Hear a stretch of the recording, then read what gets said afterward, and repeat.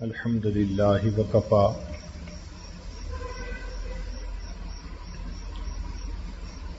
وسلام علی عبادہ الذین اصطفى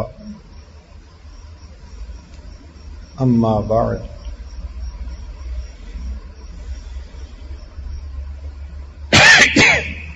اعوذ باللہ من الشیطان الرجیم بسم اللہ الرحمن الرحیم انما یتقبل اللہ من المتقین سبحان ربک رب العزۃ عما یصفون وسلام علی المرسلین والحمد للہ رب العالمین اللہم صل علی سیدنا محمد وعلی آل سیدنا محمد وبارک وسلم اللہم صل علی سیدنا محمد وعلی آل سیدنا محمد وبارک وسلم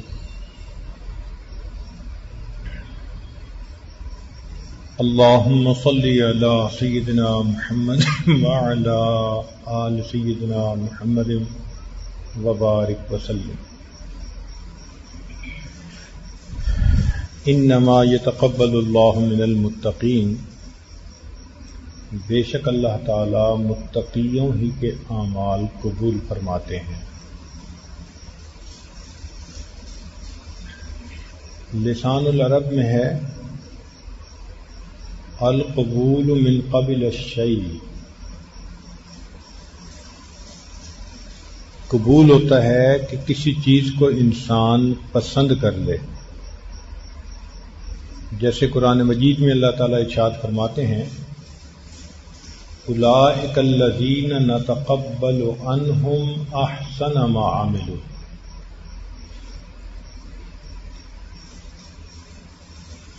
یہ باب تفاعل میں سے ہے التقبل،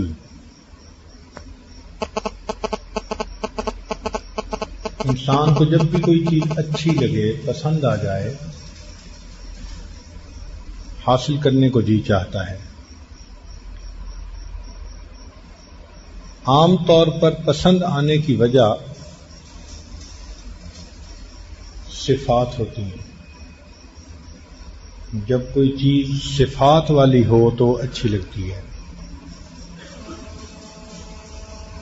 صورت اچھی ہو یا سیرت اچھی ہو۔ مثال کے طور پر اچھا منظر کہیں بھی ہوگا تو انسان کو اچھا لگے گا، اچھا مکان بنا ہوا، اچھی مسجد بنی ہوئی، دل ٹھکے گا، اچھا لباس، اچھی شخصیت والا انسان ہمیشہ اچھا لگتا ہے۔ تو صورت کی وجہ سے بھی چیز اچھی لگتی ہے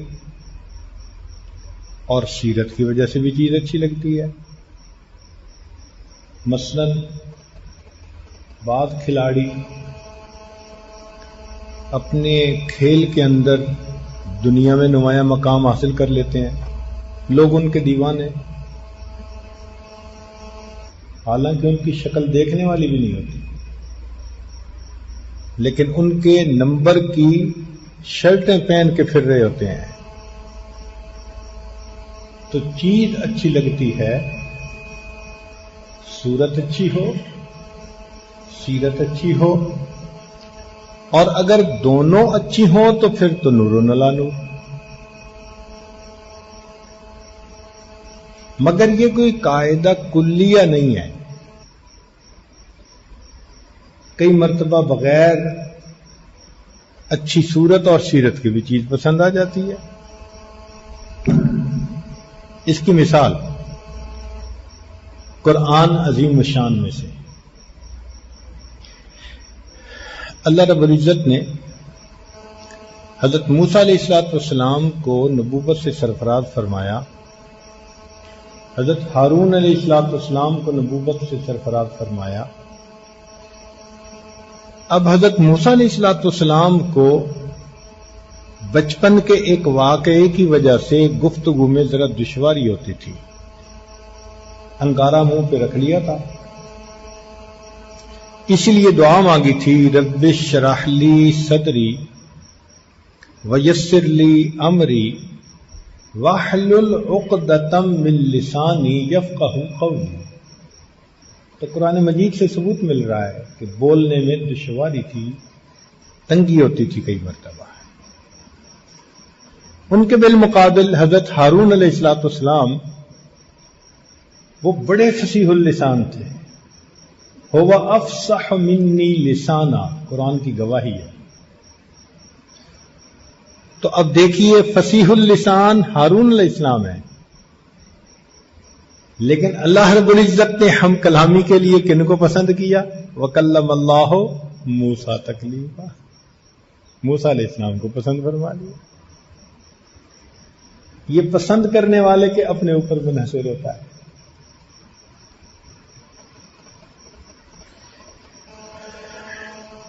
کشمیر کے سفر میں بعض ایسے مناظر دیکھنے میں آتے ہیں کہ انسان کا جی چاہتا ہے کہ کھڑا ہو کر دیکھتا ہی رہ جائے۔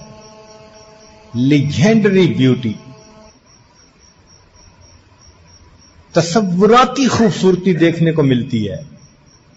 وادی نیلم، وادی کاغان، وادی ناران، وادی لیپا، اللہ اکبر، قدرتی حسن اور خوبصورتی کی عجیب وہ جگہیں ہیں۔ لیکن یہ سب خوبصورت پہاڑ اپنی جگہ کھڑے رہ گئے۔ اللہ تعالیٰ نے ہم کلامی کے لیے کس پہاڑ کو پسند کیا؟ جبل طور کو، جس کے اوپر دیکھنے کو درخت نہیں نظر آتا۔ اپنے حبیب صلی اللہ علیہ وسلم کے لیے جبل احد کو پسند کیا، کوئی درخت نظر نہیں آتا۔ فرمایا احد جبل یحبنا ونحبہ، سبحان اللہ، اللہ کے حبیب جس پہاڑ سے محبت کرتے ہیں وہ احد ہے۔ اللہ تعالیٰ نے اپنے گھر کے قریب جن پہاڑوں کو پسند کیا کوئی سبزہ ہی نہیں، بواد غیر ذی زرع، تو سرسبز پہاڑ سب کھڑے رہ گئے۔ اللہ کو جو پہاڑ پسند آئے وہ دیکھو سبزے کا نام و نشان ہی نہیں۔ تو بسا اوقات ایسا ہوتا ہے کہ بنا صفت کے بھی چیز پسند آ جاتی ہے۔ ماں باپ کے ہاں بیٹی ہوئی، دیکھنے میں اتنی کالی کہ رات کی طرح، تو انہوں نے نام رکھا لیلا، رات کی طرح کالی۔ مجنو صاحب کو پسند آ گئی۔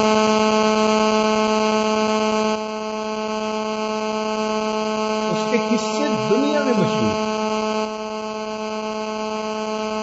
کہتے ہیں کہ حاکم وقت نے سوچا کہ یہ مجنو اتنا کسی کے پیچھے دیوانہ، ذرا میں دیکھوں تو صحیح وہ کون حور پری ہے۔ اس نے لیلا کو بلوایا۔ مولانا روم رحمت اللہ علیہ فرماتے ہیں کہ اس کو دیکھ کر کہنے لگا، از دیگر خوباں تو افزون نیستی، کہ لیلا تو دوسری حسیناؤں سے کوئی زیادہ اچھی بہتر تو نہیں ہے۔ گفت خامش چوں تو مجنو نیستی، آگے سے جواب دیا جناب خاموش رہیے، اس لیے کہ آپ کے پاس اگر اس آنکھ سے مجھے دیکھتا ساری دنیا سے۔ سلطان محمود غزنوی، اس کے پاس وقت کے امراء تھے، بہت اعلی تعلیم یافتہ، اعلی گھرانوں کے حضرات اس کے ارد گرد موجود تھے، مگر ایک نوجوان پسند آیا جس کا نام تھا ایاز، دیہات کے علاقے کا تھا، اتنا لکھا پڑھا ہوا بھی نہیں تھا، مگر محمود کی نظر میں بھا گیا۔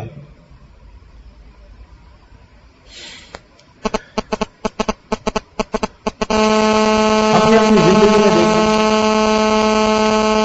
بہت پڑھی لکھی اچھے اور مالدار گھرانے کی عورتیں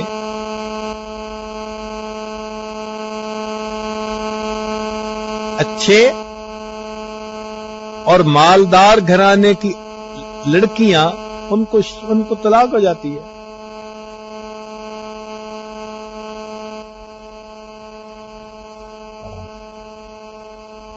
ان کو طلاق ہو جاتی ہے. اور غریب گھر کی ان پڑھ ان پہ خامد اس طرح فدا کہ وہ مزے کی زندگی گزارتی ہے.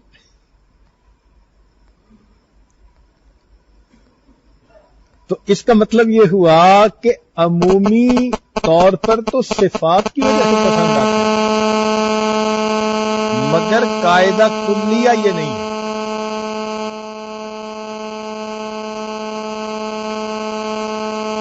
این ممکن ہے کہ بغیر خوبی کے ہی کوئی پسند آ جائے.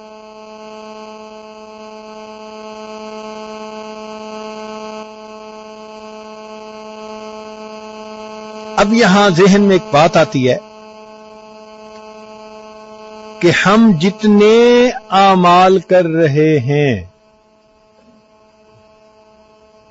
کیا ہمارے اعمال اللہ کے ہاں قبولیت کے لائق ہیں؟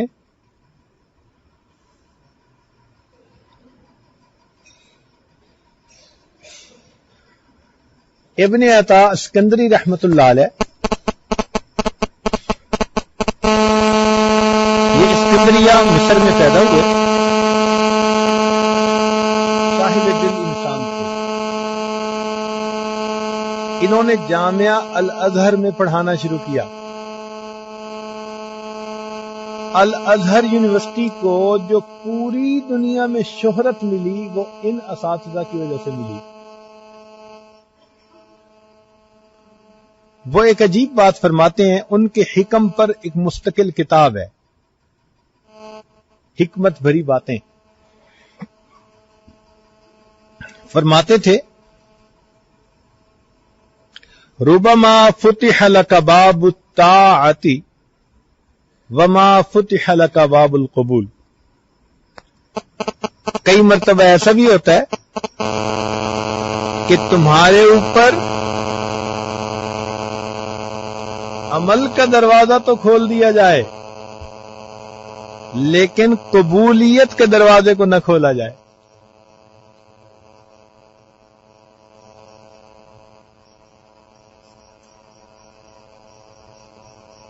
تو انسان اعمال کرتا رہتا ہے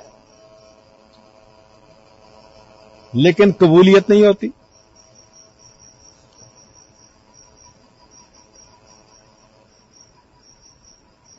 اس کی مثالیں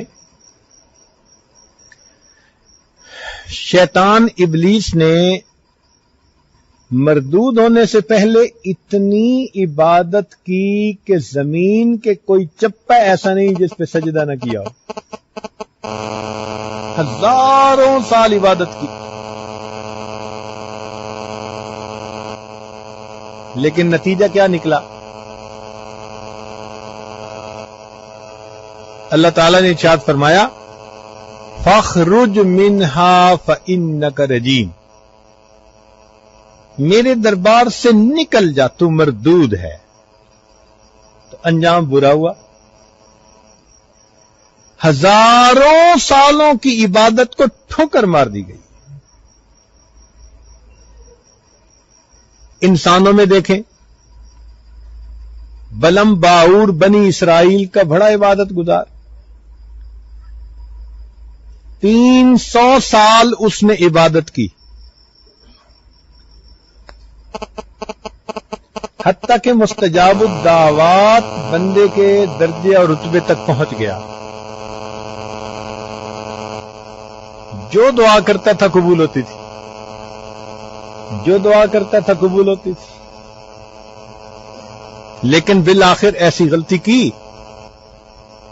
اللہ تعالیٰ نے قرآن مجید میں فرمایا وَلَوْ شِئْنَا لَرَفَعْنَاهُ بِهَا وَلَكِنَّهُ أَخْلَدَ إِلَى الْأَرْضِ. واتبع ہوا. پھر آگے جو الفاظ کہے نا وہ پڑھتے ہوئے ذرا دل کانپتا ہے. فرمایا فَمَثَلُهُ كَمَثَلِ الْكَلْبِ. جب یہ الفاظ پڑھتا ہوں نا تو فوراً ذہن میں یہ بات آتی ہے، اللہ اس بندے نے 300 سال تو سجدے کیے تھے نا، ہماری تو زندگی 300 سال کی نہیں. تو 300 سال کی عبادت کے بعد پھٹکارا گیا. اللہ فرماتے ہیں کتے کی مانند تھا. اللہ اکبر کبیرہ. اسی لیے بزرگوں نے کہا لا عبرت بالطاعت اذا لم يصحبها قبول، کہ اس اطاعت کا کوئی اعتبار نہیں جو اطاعت قبولیت کے رتبے کو نہ پہنچے.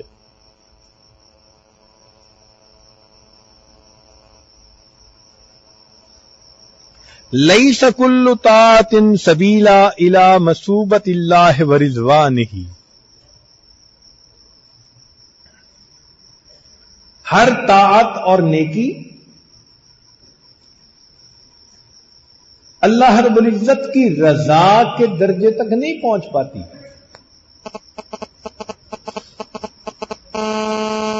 تو اس لیے فکر مند ہونا چاہیے کہ ہمارے اعمال اللہ رب العزت کے ہاں قبول ہو. دل میں خوف رہے اس بات کا کہ اے کریم آقا، ہر چگیرد علتی علت شور. اعمال تو ہمارے ناقص ہیں، ہم بھی ناقص، عمل بھی ناقص، آپ قبول فرما لیجیے.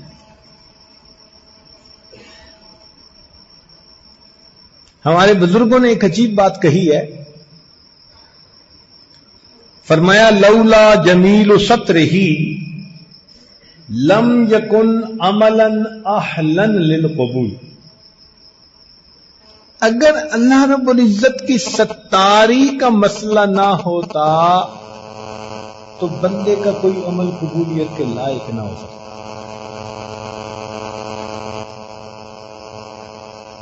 چنانچہ امام ربانی حضرت مجدد ثانی رحمت اللہ علیہ نے اس میں عجیب ایک تحقیق کی ہے. وہ لکھتے ہیں اپنے مکتوبات میں کہ انسان جتنی بھی عبادت اچھے طریقے سے کر لے، جتنا زور لگا لے، جتنی کوشش کر لے، اس کی عبادت اللہ کی شان کے پردوں سے نیچے رہ جاتی ہے. اللہ اس سے بھی بلند ہے. ہم پوری زندگی کبھی شایان شان عبادت نہیں کر سکتے.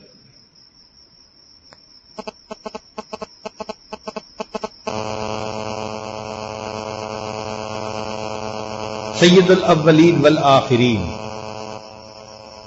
امام الانبیاء حضرت محمد مصطفیٰ احمد مجتبی صلی اللہ علیہ وسلم، آپ کی عبادت کتنی شان والی.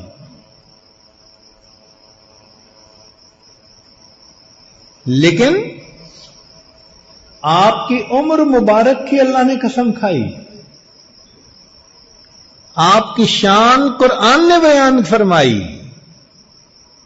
اس کے باوجود اللہ کے حبیب صلی اللہ علیہ وسلم نے فرمایا ما عبدناک حق عبادتک وما عرفناک حق معرفتک. اے اللہ، جیسے تیری عبادت کا حق تھا ہم وہ حق ادا نہیں کرتے. امام اعظم ابو حنیفہ رحمۃ اللہ علیہ کے بارے میں آتا ہے 40 سال معمول رہا تہجد پڑھنے کا، عشاء کے وضو سے فجر کی نماز پڑھنے کا. اللہ اکبر کبیرہ.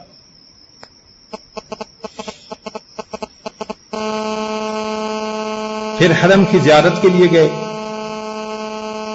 طواف کیا، مقام ابراہیم پہ 2 نفل ادا کیے، اور 2 نفل ادا کرنے کے بعد پھر یہ دعا مانگی، ما عبدنا کا حق کا عبادت، اللہ جیسے آپ کی عبادت کا حق تھا ہم حق ادا نہیں کر سکے۔ ہم لوگ کس کھیت کی گاجر مولی ہیں، ہماری کیا اوقات ہے؟ تو ہم ایسی عبادت نہیں کر سکتے جو اللہ رب العزت کی شان کے مطابق ہو، بس میں ہی نہیں، اس کی شان اس سے بھی بلند، اس سے بھی بلند، اس سے بھی زیادہ بلند ہے۔ وہ مالک بہت بڑا ہے، سوچوں سے بھی بڑا ہے۔ جہاں سوچ کی انتہا ہوتی ہے پروردگار کی شان اس سے بھی بلند۔ یہاں ذہن میں ایک سوال پیدا ہوتا ہے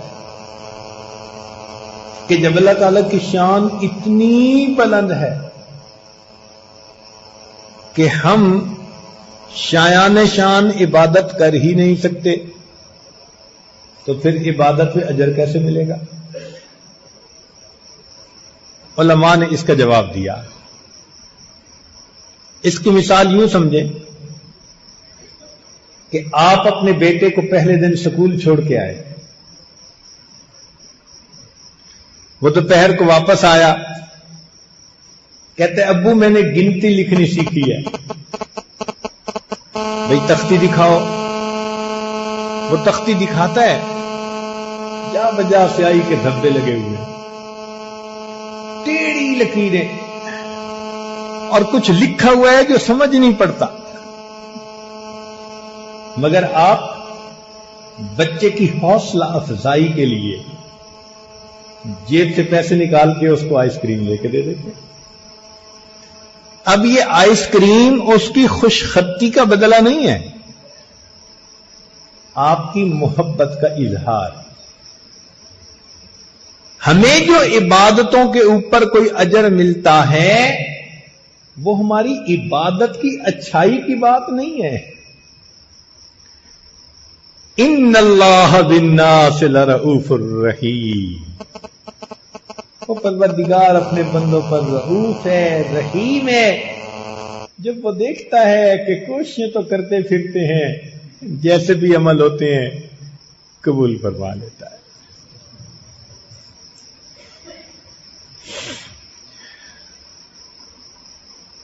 یہاں پر ایک اور سوال طالب علم کے ذہن میں آتا ہے کہ کئی آیات سے پتہ چلتا ہے کہ عمل کے بدلے جنت ملے گی،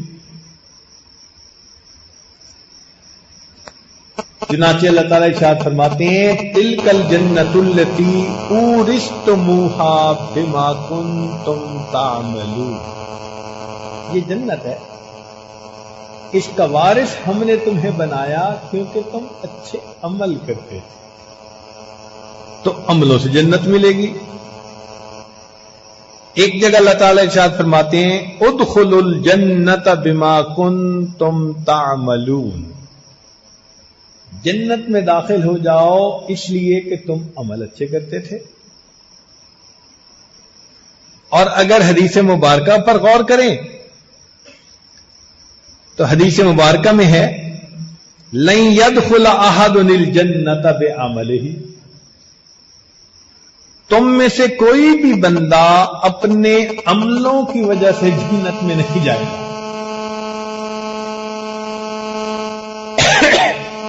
بخاری شریف کی روایت، جابر رضی اللہ تعالیٰ عنہ راوی ہیں، نبی علیہ السلام نے ارشاد فرمایا لا يدخل احدا منکم عملہ الجنہ ولا یجیرہ من النار ولا انا الا برحمت من اللہ تعالی۔ اور دوسری روایت میں ہے کہ نبی علیہ السلام نے ارشاد فرمایا بخاری شریف کی لن ینجی احدا منکم عملہ، تم میں سے کسی کو اس کا عمل نجات نہیں دلائے گا۔ قالو، صحابہ نے عرض کیا ولا انت یا رسول اللہ، اے اللہ کے رسول صلی اللہ علیہ وسلم آپ بھی؟ قال ولا انا، نبی علیہ السلام نے فرمایا ہاں میں بھی، الا ان یتغمدنی اللہ بغفرانہ، ہاں اگر اللہ کی رحمت مغفرت ڈھانپ لے تو معاملہ پھر کچھ اور ہے۔ چنانچہ حدیث پاک میں ہے اللہ تعالیٰ نے جنت کو فرمایا ان اللہ عز وجل یقول للجنت انت رحمتی، تو میری رحمت ہے، ارحم بکی من اشاء من عبادی، میں اپنے بندوں میں سے جس کو چاہوں گا تمہارے ذریعے سے اس پر رحم فرماؤں گا۔ اب یہاں علماء نے اس کی تفصیل لکھی کہ بندہ عمل کی وجہ سے جنت جائے گا یا نہیں جائے گا۔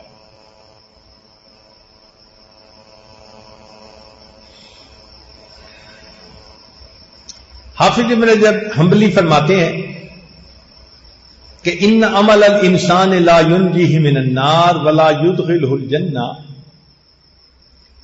کہ بندے کا عمل نہ جہنم سے نجات دلا سکتا ہے نہ جنت میں داخل کروا سکتا ہے۔ ان ذالک کلہ انما یحصل بمغفرۃ اللہ ورحمتہ، یہ سب کچھ اللہ کی مغفرت اور اللہ کی رحمت سے ہونا ممکن ہے۔ چنانچہ ابن جوزی رحمۃ اللہ علیہ نے اس کی تحقیق کی، وہ فرماتے ہیں کہ ان التوفیق للعمل من رحمت اللہ، کہ عمل کی توفیق اللہ کی رحمت سے ہوتی ہے۔ ولولا رحمت اللہ السابقۃ ما حصل الایمان والطاعۃ التي يحصل بها النجات، لہذا عملوں پر بھی اگر جنت مل جائے تو عمل تو اللہ کی رحمت سے ہو رہا ہے، معلوم ہوا کہ اللہ کی رحمت سے ہی جنت میں جائے گا۔ دوسری بات فرماتے ہیں کہ ان منافع العبد لسیدہ، جو غلام کا نفع ہوتا ہے نا، فائدہ، وہ مالک کا حق ہوتا ہے، چونکہ وہ مملوک ہوتا ہے، مملوک کا ہر فائدہ اس کے مالک کا۔ فعملہ مستحق لمولاہ،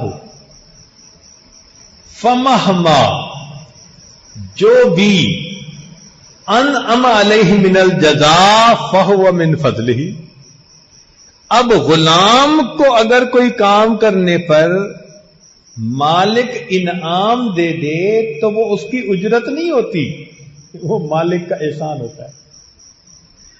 لہذا ہم تو اللہ رب العزت کے بندے ہیں، اس کی ملک ہیں، اگر ہم عمل کریں بھی صحیح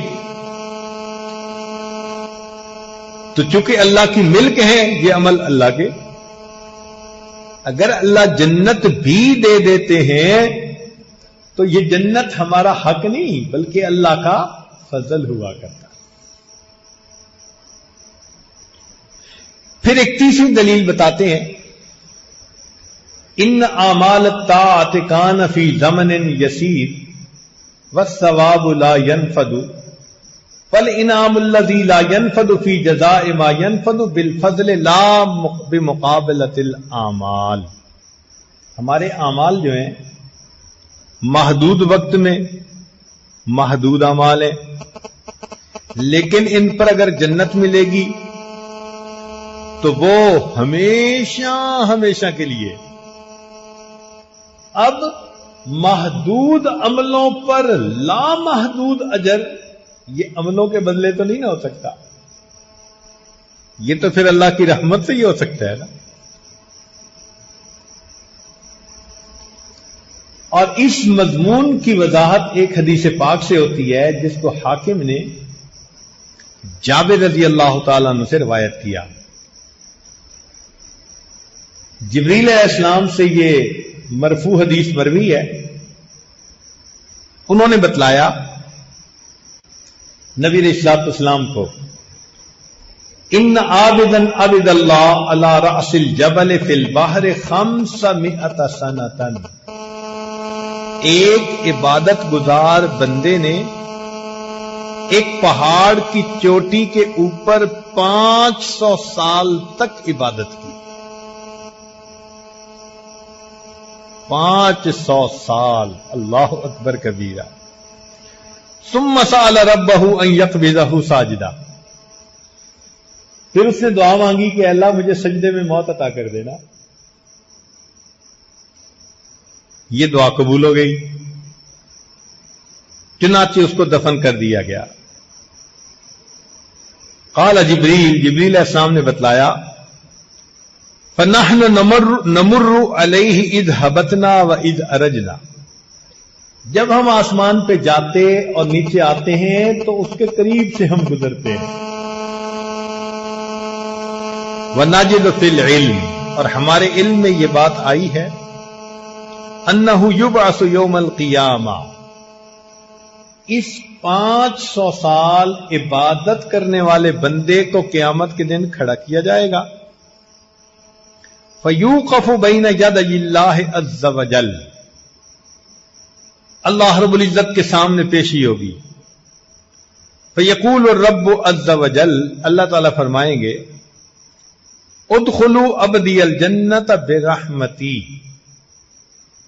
میرے اس بندے کو میری رحمت سے جنت میں داخل کر دو۔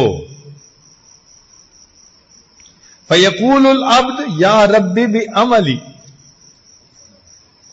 وہ بندہ کہے گا اللہ میرے عملوں کی وجہ سے۔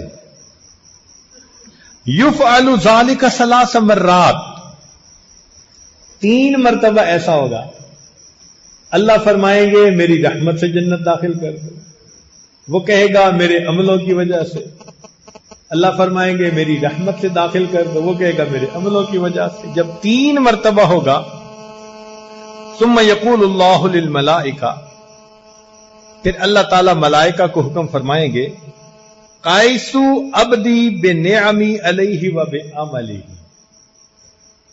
میرے بندے کے عملوں کو اور اس پر جو میری نعمتیں تھیں ان کا ذرا تم حساب چیک کر لو۔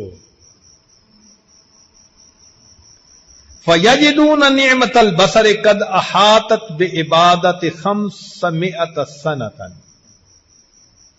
جب تولیں گے تو آنکھوں کی بینائی کی جو نعمت ہے اس کی قیمت 500 سال کی عبادت پڑ جائے گی۔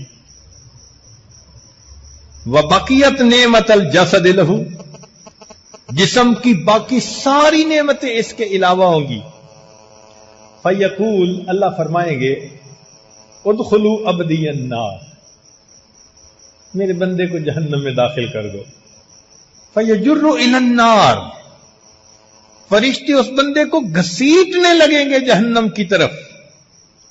فینادی، چیخے گا، چلائے گا، کہے گا برحمتک ادخلنی الجنہ، اللہ اپنی رحمت سے مجھے جنت داخل کر دے۔ برحمتک ادخلنی الجنہ فیدخلہ الجنہ، پھر اسے جنت داخل کیا جائے گا۔ قال جبریل علیہ السلام نے کہا، انما الاشیاء برحمت اللہ یا محمد، اے محمد صلی اللہ علیہ وسلم معاملہ تو اللہ کی رحمت کے اوپر جا کر، ماں نے کون سا بیٹا جنا ہے جو کہے کہ میں نعمتوں کا حساب دینے کے قابل ہوں؟ ہم اللہ کی نعمتوں کا حساب نہیں، تو جب حساب ہی نہیں دینے کے قابل، ناپ تول کے ہی قابل نہیں ہے، تو اگر جنت ملے گی تو وہ اللہ کی رحمت سے ہی ملے گی۔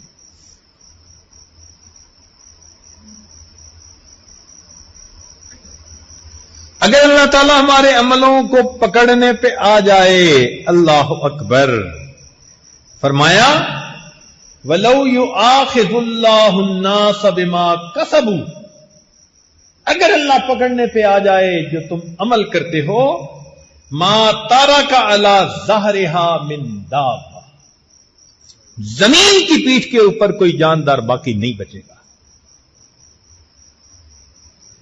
اللہ اکبر کبیرہ۔ حدیث پاک میں یہی مضمون فرمایا گیا، لو ان اللہ عذب اہل السماوات وارضہ لعذبہم وہو غیر ظالم لہم ولو رحمہم کان رحمتہ خیر اللہ۔ اب تطبیق کیسے ہوگی؟ چنانچہ علماء نے اس کا جواب یہ دیا کہ دخول الجنت بفضلہ، جنت میں داخلہ اللہ کے فضل سے ہوگا، وَدَرَجَاتُهُ بِحَسَبِ الْأَعْمَالِ، اور جنت کے درجے بندوں کے عملوں کے برابر ہوں گے۔ چنانچہ قرآن مجید میں فرمایا وَلِكُلٍّ دَرَجَاتٌ مِّمَّا عَمِلُوا، جب جنت میں داخل ہو گیا پھر جتنے عمل ہوں گے اس کے حساب سے اس کو الاٹمنٹ کر دی جائے گی۔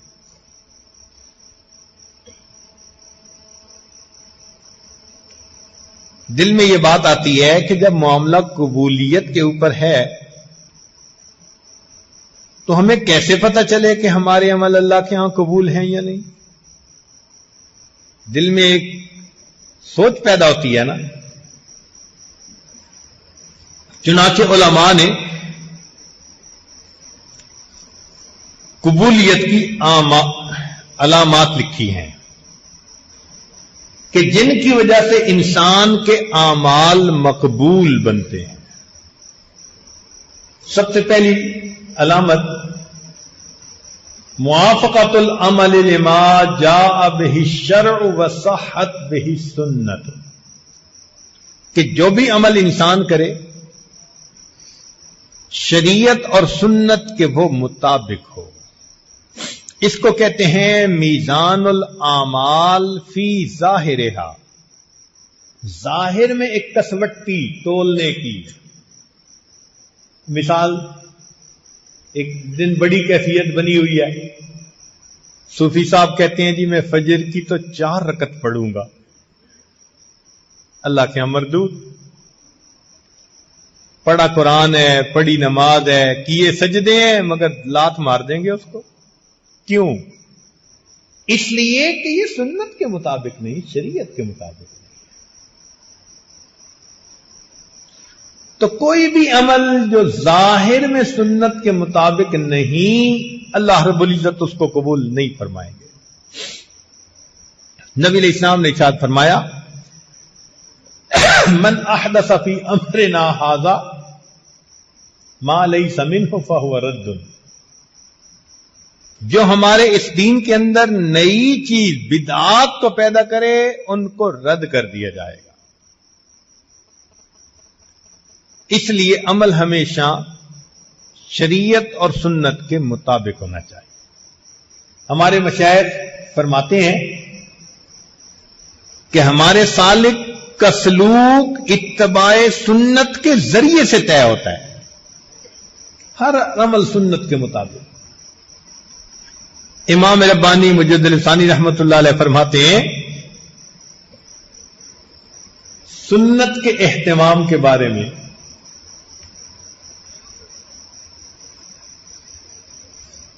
کہ دوپہر کے وقت سنت قیلولہ کی نیت سے تھوڑی دیر سو جانے پر وہ اجر ملتا ہے جو ہزاروں سالوں کی نفلی شب بیداریوں پر نہیں مل سکتا۔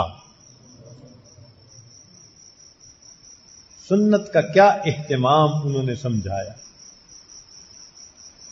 ادھر شب بیداریاں ہیں، ادھر نیند ہے، مگر چونکہ اس نیند کو نبی علیہ السلام کی نیند کے ساتھ نسبت ہے،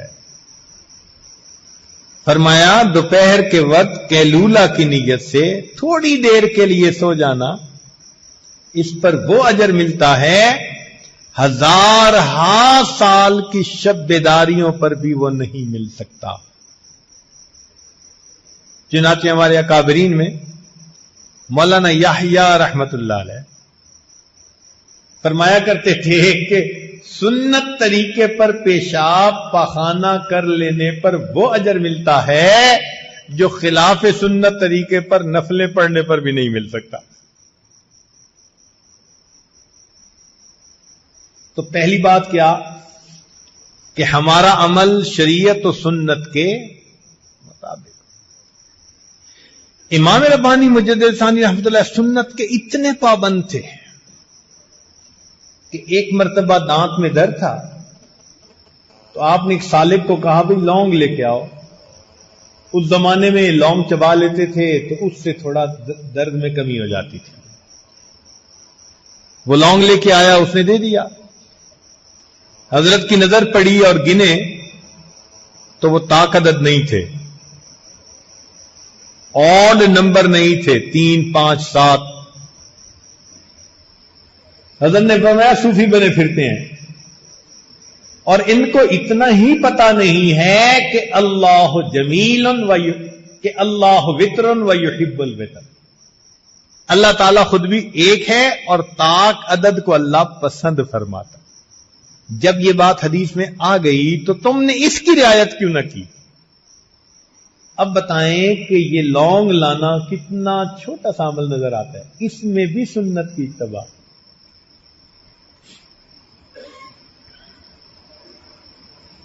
اللہ اکبر کبیرہ. بلکہ کتاب میں ایک عجیب بات پڑھی, فرمایا کرتے تھے کہ جو میرے بس میں سنتیں تھیں میں نے ان پر عمل کر لیا. ایک سنت کی تمنا تھی, وہ کیا کہ سیدنا حسین رضی اللہ عنہ چھوٹے تھے, نبی علیہ الصلوۃ والسلام نے اٹھایا ہوا تھا تو حضرت حسین رضی اللہ تعالیٰ عنہ نے پیشاب کر دیا تو آقا صلی اللہ علیہ وسلم کے کپڑے گیلے ہو گئے. تو فرماتے تھے کہ اللہ نے بیٹی تو دی, نواسا نہیں. بڑی تمنا تھی کہ میں بھی اسے اٹھاتا, میرے بھی کپڑے گیلے ہوتے.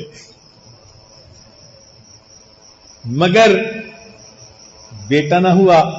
وصیت فرمائی کہ اگر میں مر جاؤں اور اللہ میری بیٹی کو بیٹا عطا کرے تو اس بچے کو میری قبر پر بٹھایا جائے جب تک کہ وہاں پر وہ پیشاب نہ کر لے. اللہ اکبر کرے.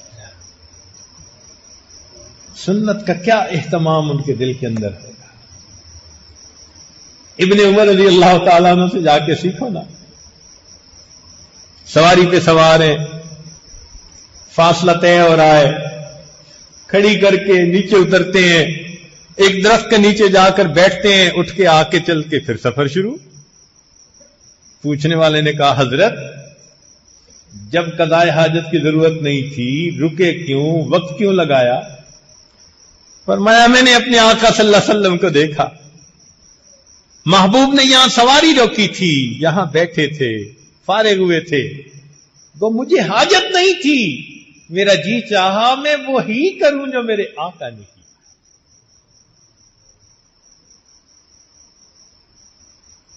اس سنت کی محبت حضرت حذیفہ رضی اللہ عنہ سے پوچھیے. اہل فارس کو جنہوں نے کہا تھا اترک سنت حبیبی لہؤلاء الحمقاء, ان احمقوں اور راشن خیالوں کی وجہ سے میں اپنے محبوب کی سنت کو ترک کر دوں گا.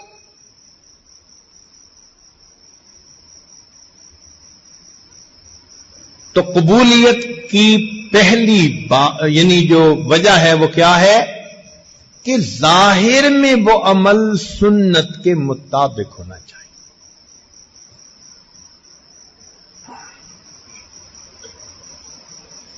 کھانا بھی حلال کھائے اور عمل بھی طیب کرے.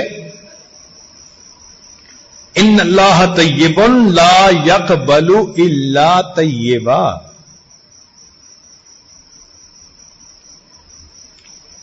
اس لیے جو انسان رزق حلال کا اہتمام کرتا ہے اللہ رب العزت پھر اس کے اعمال کو قبول فرماتے ہیں. نبی علیہ السلام نے سعد لانوں کو یہ وصیت فرمائی، نصیحت فرمائی، یا سعد اطب مطعمک تکن مستجاب الدعوتی، اپنے کھانے کو حلال کر لے، اللہ تجھے مستجاب الدعوات بنا دیں گے۔ اور آج کل کے صوفیوں کا جو پیٹ ہے نا، ٹریش کین، وہ کچرے کا ایک ہوتا ہے نا ڈبہ، جو گند بلا سب اسی میں۔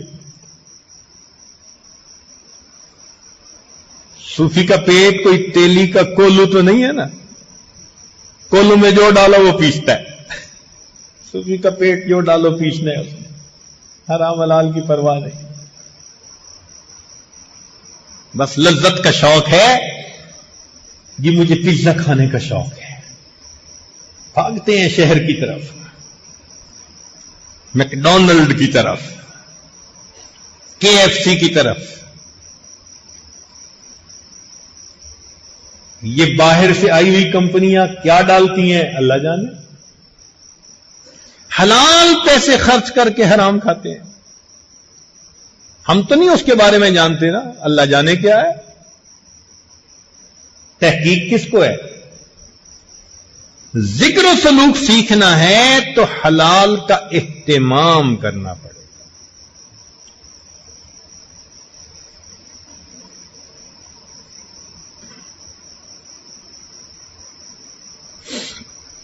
دوسری علامت، ابتغاء وجہ اللہ بالعمل، عمل سے مقصود اللہ کی رضا ہو، اس کو کہتے ہیں میزان الاعمال فی باطنہا، باطن کی کسوٹی، عمل اللہ کے لیے ہے یا نہیں۔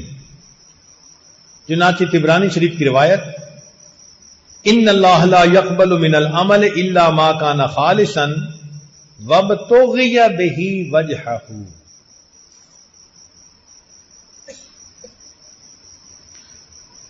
تو ہم عمل کریں تو اللہ کی رضا کے لیے۔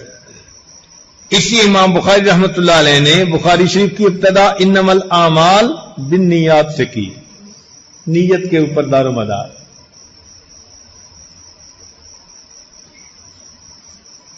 تیسری علامت،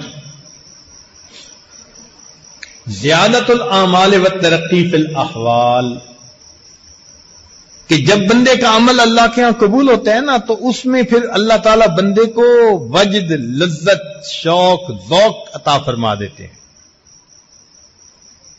چنانچہ احمد بن عجیبہ اپنی کتاب ایقاظ الہمم اس میں فرماتے ہیں کہ من وجد ثمرۃ عملہ عاجلا فہو دلیل علی وجود القبول عاجلا، کہ عمل کرتے ہوئے جس کو لذت محسوس ہو جاتی ہے، یہ دلیل ہے کہ بعد میں اللہ نے اس کو قبول بھی کر لینا ہے۔ چنانچہ فمن علائم قبول اللہ للصلاۃ، نماز کی قبولیت کی علامت، ان یشعر المصلی فیہا بلذت الاقبال علی اللہ، کہ نماز پڑھنے والے کو واقعی محسوس ہو میں اللہ کے سامنے کھڑا۔ بس اوقات بندے کی نماز میں ایسی کیفیت بنتی ہے، فیل ہوتا ہے،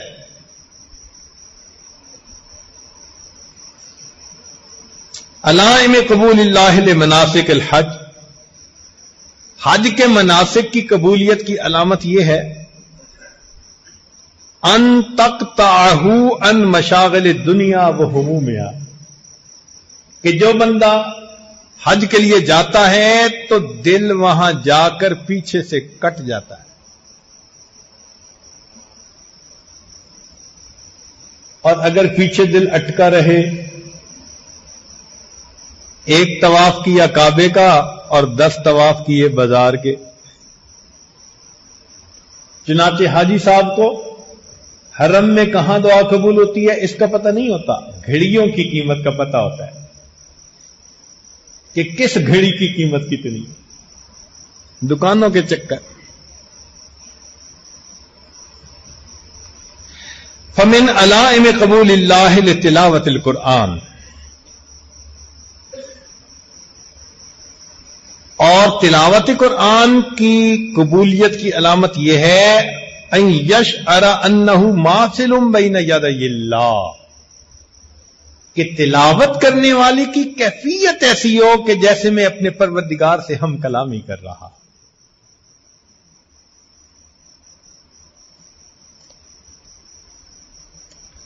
چوتھی نشانی المداومۃ علی العمل، کہ جو عمل اللہ کے ہاں قبول ہونا ہوتا ہے نا، اللہ پھر اس پر استقامت کے ساتھ چلنے کی توفیق دے دیتے ہیں۔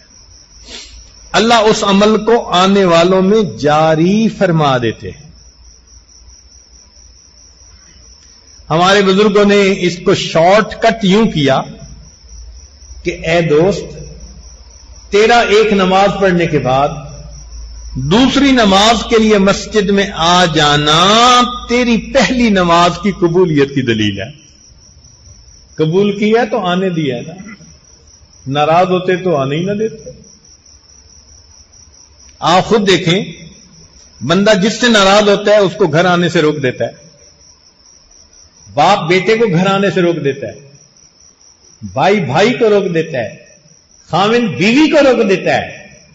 اگر اللہ ناراض ہوتے نے گھر آنے سے روک دیتے، اگر آنے دیا ہے تو یہ کس کی دلیل ہے؟ ارادہ خیر کا، عطا کرنا چاہتے ہیں، دینا چاہتے ہیں۔ اب تو جھولی پھیلانے والے پر منحصر ہے کہ وہ کتنا مانگتا ہے۔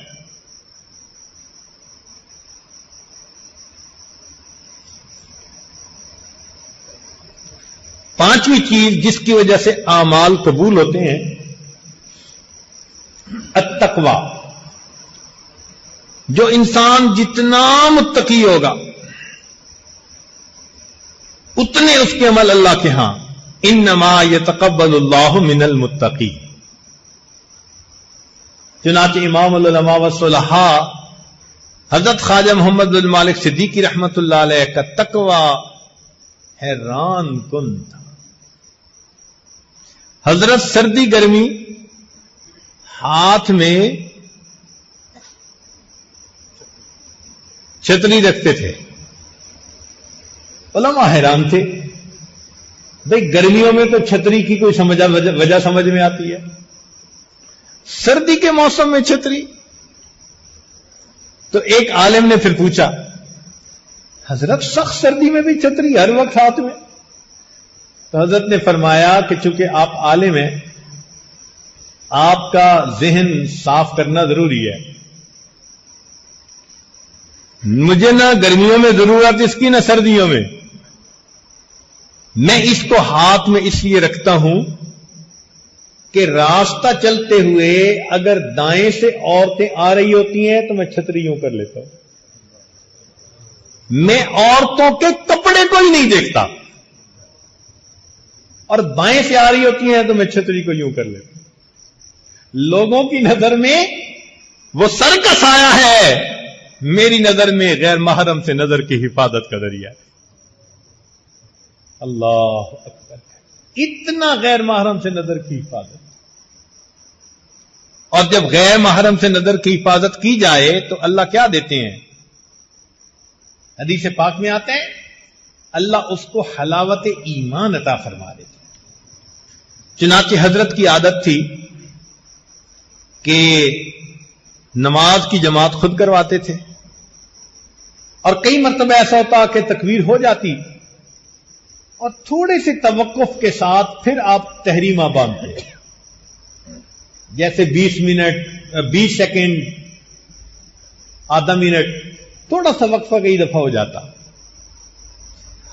حضرت کی جماعت میں اکثر علماء ہوتے تھے، تو مردان میں ایک عالم نے یہ پوچھا کہ حضرت آپ اسی وقت نیت نہیں باندھتے، تھوڑا سا توقف ہو جاتا ہے، اس میں کوئی وجہ ہے؟ تو حضرت نے آگے سے جواب دیا، مولانا آپ تو عالم لوگ ہیں، آپ کی تو کیفیتیں بنی رہتی ہیں، میں فقیر آدمی ہوں، مصلی پہ کھڑا ہوتا ہوں، جب تک مجھے سامنے بیت اللہ نظر نہیں آتا میں تحریمہ نہیں باندھتا۔ ادھر غیر محرم سے نظر کی حفاظت کی، ادھر اللہ نے ایسی نماز عطا فرما دی، مقام احسان والی نماز۔ تو تقوی، جتنا زیادہ تقوی ہوگا اتنا قبولیت ہوگی۔ امام بخاری رحمۃ اللہ کی کتاب پوری دنیا میں مشہور، کیوں؟ ان کے تقوی کی وجہ سے۔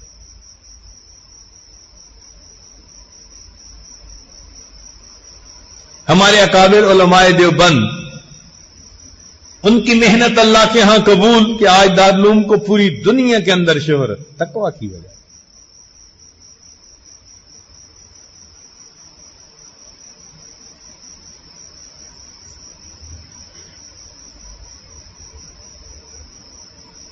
چھٹی بات کہ جس سے قبولیت ملتی ہے وہ ہے دعا۔ رونے سے، مانگنے سے قبولیت مل جاتی ہے، اور اس کی دلیل قرآن عظیم الشان۔ دیکھیں، عمران علیہ السلام کی اہلیہ امید سے ہیں، اور اس حالت میں وہ اللہ سے ایک دعا مانگتی ہیں، رب انی نذرت لک ما فی بطنی محررا فتقبل منی۔ اللہ اس میرے بچے کو جو ہونے والا ہے قبول کر لیجئے۔ اب ماں تڑپ کے دعا مانگ رہی ہے، یہ تڑپ تڑپ کے مانگنا اللہ کے ہاں ایسا پسندیدہ، رب کریم فرماتے ہیں فَتَقَبَّلَهَا رَبُّهَا بِقَبُولٍ حَسَنٍ وَأَنبَتَهَا نَبَاتًا حَسَنًا۔ قبول کر لیا نا اللہ نے۔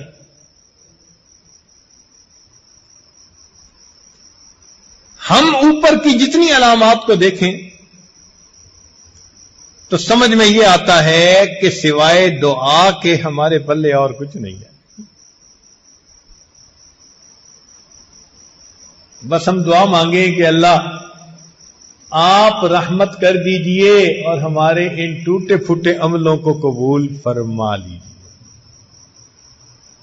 انبیاء کرام کو بھی یہ خوف لاحق ہوتا تھا،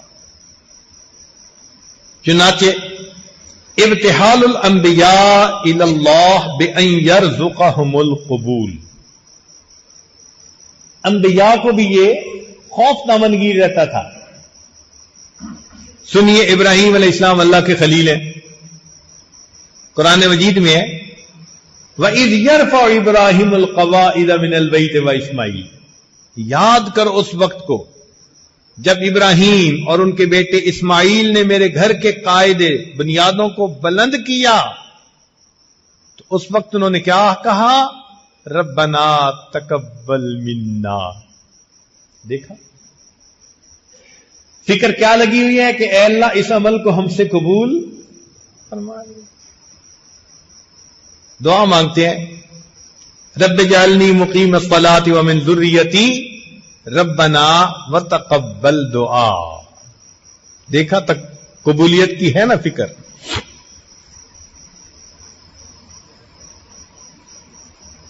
خود نبی علیہ الصلوۃ والسلام نے امت کو یہی تعلیم دی کہ ہم قبولیت پر ہی نظر رکھیں۔ چنانچہ کتنی دعائیں ایسی ہیں جن میں قبولیت کی تعلیم دی اللہ کے پیارے حبیب صلی اللہ علیہ وسلم نے۔ من ادعیۃ رسول اللہ فی القبول، حدیث مبارکہ میں ہے کہ جب نبی علیہ السلام جانور ذبح فرمانے لگتے تو پڑھتے بسم اللہ اللہم تقبل من محمد ومن امت محمد صلی اللہ علیہ وسلم، قبولیت کی دعا مانگتے۔ ابن عباس نے روایت کرتے ہیں رب اعنی وتقبل توبتی واجب دعوتی۔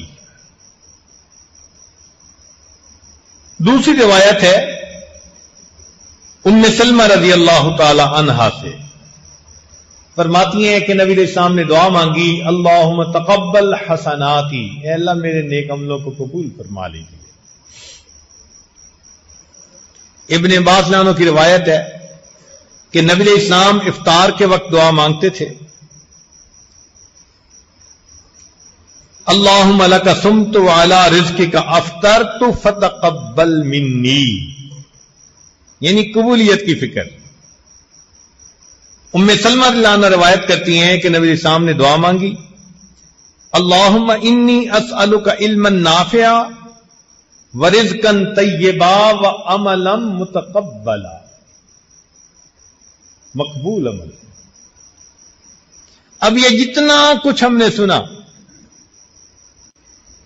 اس کی ذرا پریکٹیکل شکل صحابہ کی زندگیوں میں دیکھیں۔ یہ وہ جماعت تھی جس کو اللہ رب العزت نے اپنے حبیب صلی اللہ علیہ وسلم کی صحبت کے لیے چنا، جو اپنے استاد کے کمالات کا آئینہ تھے۔ کہتے ہیں استاد کے کمال کو دیکھنا ہو تو شاگردوں کو دیکھو، نبی علیہ السلام کے کمالات کو دیکھنا ہو تو صحابہ کی زندگیوں کو دیکھو۔ ایک ایک صحابی، بلکہ علماء نے لکھا ہے کہ صحابہ کی تعداد 1,24,000، اور نبی علیہ السلام سے پوچھا گیا کہ انبیاء کی تعداد کتنی، تو نبی علیہ السلام نے بتلایا 1,24,000۔ جتنے انبیاء تھے اتنے ہی صحابہ۔ تو علماء نے راز لکھا کہ اللہ تعالیٰ نے نبی علیہ السلام کے ہر صحابی کو کسی نہ کسی نبی کی جو نبوت کے علوم تھے اور برکات تھی ان کا وارث بنایا تھا۔ اس لیے نبی علیہ السلام نے فرمایا اصحابک النجوم بأیہم اقتدیتم اہتدیتم، میرے صحابہ ستاروں کی مانند ہیں، جس کسی کی پیروی کرو گے ہدایت پا جاؤ۔ ان کو دنیا کی، ان کو زمین کا ستارہ کہا گیا۔ ان میں سے وہ بزرگ بھی تھے جو عشرہ مبشرہ، جن کا نام لے کے نبی السلام نے فرمایا جنت میں جائیں گے، اور یہ وہ لوگ تھے جن کے بارے میں قرآن مجید میں آ چکا رضی اللہ عنہم ورضوا۔ اللہ اکبر۔ اس سب کچھ کے باوجود ان کے دل پہ خوف طاری رہتا تھا کہ پتہ نہیں موت کے وقت ہمارے ساتھ کیا ہوگا۔ سنیے ذرا، مخاوف الصحابہ من عدم قبول الاعمال۔ امید ہے کہ آپ توجہ کے ساتھ سنیں گے، اس میں ہمارے لیے بہت راز کی بات، حکمت کی بات۔ سب سے پہلے خلفائے راشدین میں سے سیدنا صدیق اکبر رضی اللہ تعالی عنہ، یہ وہ صحابی ہیں جن کے بارے میں نبی علیہ السلام نے فرمایا لو كنت متخذا من امتی خلیلا لاتخذت ابا بکر خلیلا، اگر اپنی امت میں سے میں کسی کو اپنا خلیل بناتا تو میں ابو بکر کو اپنا خلیل بناتا۔ یہ وہ صحابی۔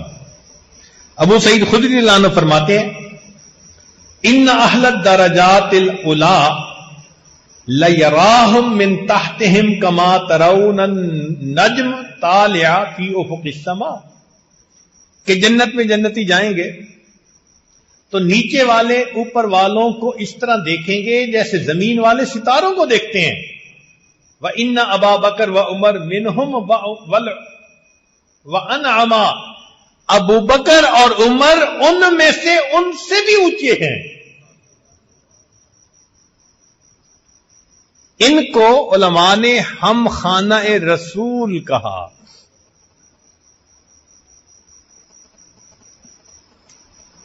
ہم خانہ رسول کا کیا مطلب؟ کہ جنت میں جو درجہ نبی علیہ السلام کو ملے گا اسی درجے میں ابو بکر صدیق لانوں کو پہنچایا جائے گا۔ کیسے؟ ڈبل منزلہ بلڈنگ دیکھی ہے نا کبھی؟ تو جنت کی اوپر کی منزل پہ اللہ کے حبیب صلی اللہ علیہ وسلم کے ہم فرمائیں گے، اور اسی محل کی نیچے کی منزل پر ابو بکر صدیق کے ہم فرمائیں گے۔ नबी अलैहिस्सलाम ने फरमाया मेरे बदन मुबारक को बनाया गया, मट्टी बच गई थी, उस बटी हुई मट्टी से अल्लाह ने अबू बकर के जिस्म को बना दिया। एक मट्टी थी, देखो अल्लाह ने एक जगह पहुंचा दिया ना। फिर जो मट्टी बची तो उमर का जिस्म बना दिया गया, मट्टी इकट्ठी हो गई। नबी अलैहिस्सलाम ने फरमाया मैंने सबके एहसानात का बदला दे दिया, मैंने सबके एहसानात का बदला दे दिया। अबू बकर तेरे एहसान का बदला क़यामत के दिन अल्लाह देगा। नबी अलैहिस्सलाम पर इतने एहसानात, ऐसे सहाबी, अल्लाह अकबर कबीरा। नबी अलैहिस्सलाम ने जब इरशाद फरमाया तबूक के वक्त में कि अल्लाह के रास्ते के लिए लाओ, उमर लानो कहते हैं कि मेरे पास वुसअत थी, मैंने सोचा आज अबू बकर से बढ़ जाऊंगा, आधा माल घर के लिए, आधा माल में आगे लेकर गया, अल्लाह के हुजूर पेश किया, पूछा उमर क्या लाए हो? अल्लाह के नबी सल्लल्लाहु अलैहि वसल्लम आधा पीछे है, आधा आपकी खिदमत में। फरमाते हैं इतने में वो फकीर भी आ गया, वो आशिक रसूल। अल्लाह अकबर। नबी अलैहिस्सलाम ने पूछा मां अब कई तले अहली, अबू बकर घर वालों के लिए क्या छोड़ के आए? जवाब ने कहा अब कई तो लहुमुल्लाह व रसूलहू, मैं उनके लिए अल्लाह और उसके रसूल को छोड़ के आया। सारे घर का सामान, अपना लिबास उतार कर टाट का लिबास पहन लिया, अपना लिबास भी उसमें शामिल कर दिया, हत्ता कि दीवार पर हाथ मारा, कहीं कोई सुई ना अटकी हुई हो, मैं वो सुई भी इस सामान में शामिल कर दूंगा। जब नबी इस्लाम की खिदमत में यह सामान पेश किया, नबी इस्लाम हैरान है, सारा सामान सब कुछ दे दिया। जिब्रील इस्लाम उतरते हैं, सलाम अर्ज किया, ए अल्लाह के हबीब सल्लल्लाहु अलैहि वसल्लम, अल्लाह रब्बुल इज्जत ने अबू बकर की तरफ सलाम भेजे हैं। अल्लाह रब्बुल इज्जत ने अबू बकर की तरफ सलाम भेजे हैं। नबी इस्लाम ने देखा कि जिब्रील इस्लाम ने टाट का लिबास पहना हुआ है। शेखुल हदीस रहमतुल्लाह अलैह लिखते हैं कि नबी इस्लाम ने पूछा जिब्रील ये आज टाट का लिबास कैसा? अर्ज किया कि ए अल्लाह के प्यारे हबीब सल्लल्लाहु अलैहि वसल्लम, अल्लाह रब्बुल इज्जत अबू बकर के इस अमल से इतना खुश हैं कि आसमान के फरिश्तों को हुक्म दिया आज तुम भी इस दरवेश जैसा लिबास पहनो। फिर उसके बाद कहा कि अल्लाह ताला ने यह फरमाया है कि जाओ अबू बकर से पूछो क्या इस हाल में तुम मुझसे राजी हो? अल्लाह, अबू बकर से पूछो। अबू बकर सिद्दीक लानो की आंखों में आंसू आ गए, कहने लगे मैं अपने अल्लाह से हर हाल में राजी हूं। जिनकी सलाम अर्शों से आया करते थे वो सहाबी, उनके बारे में किताबों में है कि वो किसी परिंदे को देखते तो फरमाते तू बालका या तैर, ए परिंदे तुझे मुबारक हो, मां अनमा का अला शजरा, तू इस दरख्त के ऊपर कितना अच्छा बैठा हुआ है। ताकुल मिन हादिही समरत सुम्मा तमूत, तू दरख्तों के फल खाएगा और फिर फौत हो जाएगा। सुम्मा ला तकून शैया, फिर अल्लाह ताला तुझे हमेशा के लिए खत्म कर देंगे। लईतनी मकान का, काश के ए परिंदे मैं तेरी जगह होता। या लईता अबा बकर मिसलुका, ए काश अबू बकर تیری مانند ہوتا کہ اسے بھی تیری طرح حساب نہ دینا پڑتا. حساب سے اتنا ڈرتے تھے. چنانچہ ایک مرتبہ فرمایا قال لیتنی شجرۃ تعضد ثم تؤکل. اے کاش میں کسی پرند یعنی درخت کی شاخ ہوتا پھر اس کو کھا لیا جاتا. لیتنی خضرۃ تاکلنی الدواب. کاش میں گھاس ہوتا جس کو کہ کوئی چرندے چر لیا کرتے. یہ باتیں کرنے کا کیا مقصد تھا؟ اللہ رب العزت کے سامنے پیش ہونے کا اتنا ڈر تھا, اتنا خوف غالب تھا. کہتے تھے کہ اللہ کے سامنے پیش ہونا بس کی بات نہیں. عمر رضی اللہ تعالیٰ نے نبی علیہ الصلوۃ والسلام نے ارشاد فرمایا والذی نفسی بیدہ, قسم کھا کر کہا ما لقیک الشیطان سالکن فجن قط الا سلک فجن غیر فجک.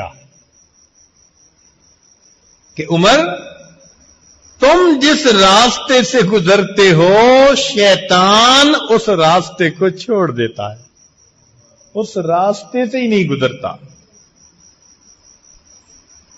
اور نبی علیہ السلام نے فرمایا ذرا سنیے لقد کان فیما قبلکم من الامم ناس محدثون, کہ جو پہلی امتیں گزری ان میں کچھ ایسے لوگ تھے کہ جن کو الہام ہوا کرتا تھا. فَإِن يَكُن مِّنْ أُمَّتِي أَحَدٌ فَإِنَّهُ عُمَرٌ. اگر میری اس امت میں کوئی ایک ہوتا تو وہ عمر ہوتا. اللہ اکبر.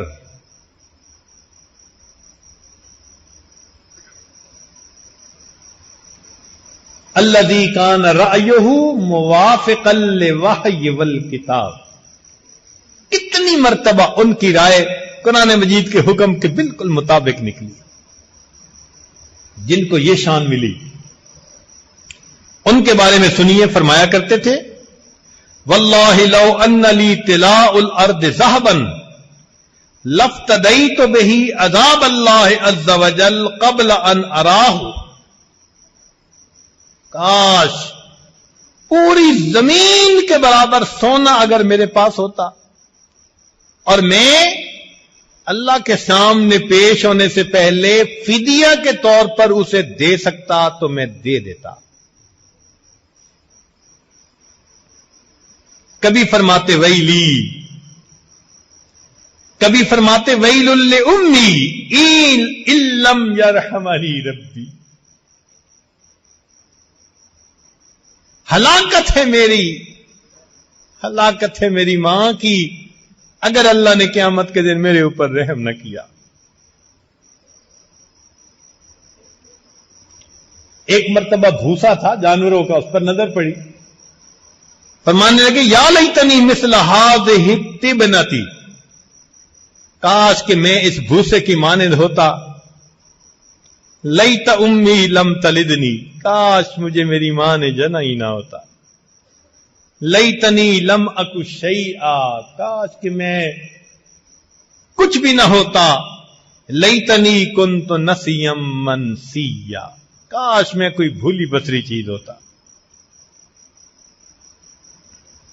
چنانچہ ایک مرتبہ نماز پڑھنے کے لیے کھڑے ہوئے, توجہ فرمائیے, فقام یصلی بنا فلما بلغ قول اللہ, جب وہ قرآن کی اس آیت پر پہنچے وقفوہم انہم مسئولون, بکا رونے لگے, حتی سمعنا بکاءہ من آخر الصفوف, حتیٰ کہ رونے کی آواز جماعت کی آخری صف تک پہنچی. ثم مرض بعدها شهرا كاملا، پھر اس غم کی وجہ سے 1 مہینہ بیمار رہے، من خوف اللہ عز وجل۔ اللہ اکبر کبیرہ۔ سیدنا عثمان غنی رضی اللہ تعالی عنہ، جن کے بارے میں نبی اسلام نے عائشہ صدیقہ نانا کو فرمایا، یا عائشہ الا تستحیی من رجل واللہ ان الملائکۃ تستحیی منہ، ملائکہ بھی اس سے حیا کرتے ہیں۔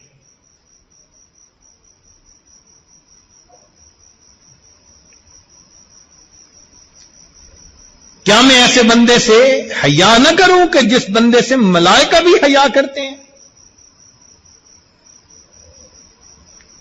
پھر ایک مرتبہ نبی اسلام نے فرمایا، اللہم عثمان رضیت عنہ فرض عنہ، اے اللہ میں عثمان سے راضی ہوں، اللہ تو بھی عثمان سے راضی ہو جا۔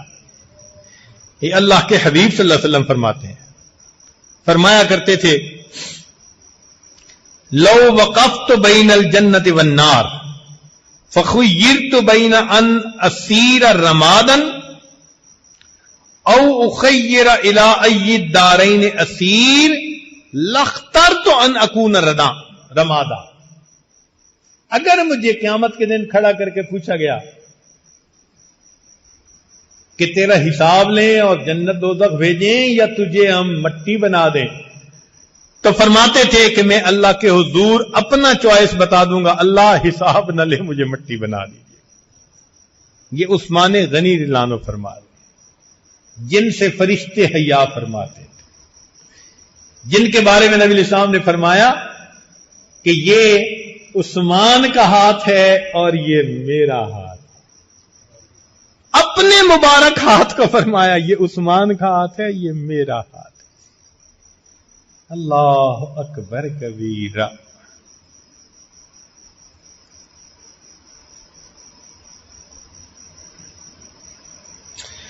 سیدنا ابو درداء رضی اللہ تعالیٰ عنہ دمشق کے قاضی تھے اور سید القراء تھے۔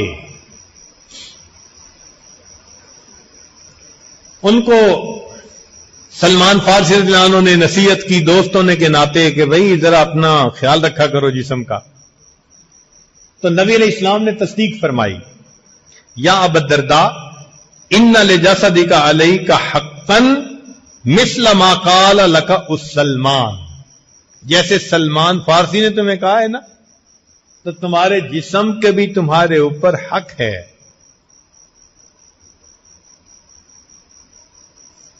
فرمایا کرتے تھے، لولا ثلاث ما احببت البقاء، 3 چیزیں نہ ہوتی نا تو مجھے زندگی میں کوئی دلچسپی نہیں تھی۔ ساعت الظمأ حواجری، گرمیوں میں دوپہر کے وقت روزے کی وجہ سے پیاسا رہنا، والسجود فی اللیل، رات کو لمبا سجدہ کرنا، ومجالسۃ اقوام ینتقون جید الکلام کما ینتقی اطائب الثمر، اور اللہ والوں کی، نیک لوگوں کی مجالس میں جانا، جیسے تم اچھے اچھے پھلوں کو چن لیتے ہو نا، تو ایسے لوگ باتوں کو چن لیا کرتے ہیں۔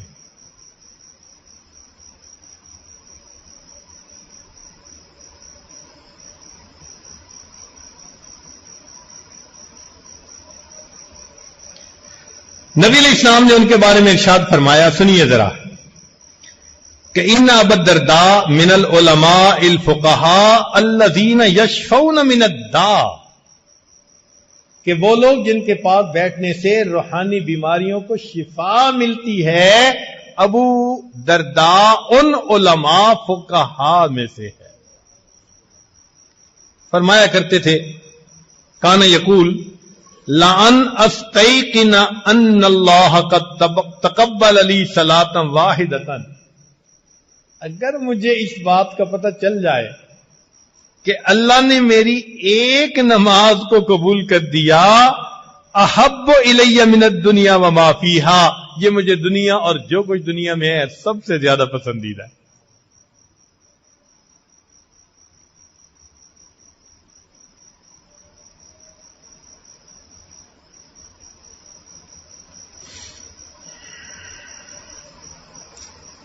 تو ان حضرات کے اوپر اللہ رب العزت کے خوف کا ایسا غلبہ تھا.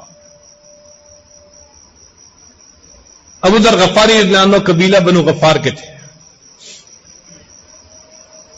یہ قبیلہ مکہ مکرمہ میں لوٹ مار میں بڑا مشہور تھا. جو قافلہ تجارتی گزرتا بنی غفار کے لوگ جا کے لوٹ لیا کرتے تھے. ایمان لے آئے. ایمان لانے کے بعد اللہ نے وہ مرتبہ دیا. اللہ کے حبیب صلی اللہ علیہ وسلم نے دیکھا، فرمایا ابو ذر تیرے جیسے سچے آدمی آسمان کے نیچے آج بہت تھوڑے. ایسا مرتبہ پایا. نبی علیہ السلام نے ارشاد فرمایا، سنیے ذرا، قال من سرہ ان ينظر الى تواضع عیسی ابن مریم فلینظر الى ابی ذر، کہ تم میں سے اگر کوئی عیسیٰ علیہ السلام کی تواضع کو دیکھنا چاہتا ہے اس کو چاہیے کہ ابو ذر کو جا کر دیکھ لے. نبی کی تواضع، اللہ اکبر کبیرہ.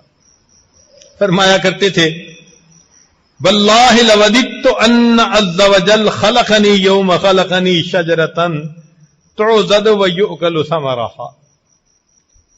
تمنا کرتا ہوں کاش کہ جس دن اللہ نے مجھے پیدا کیا وہ مجھے ایک درخت کی شکل میں پیدا کرتے اور اس درخت کو جانور کھا لیا کرتے،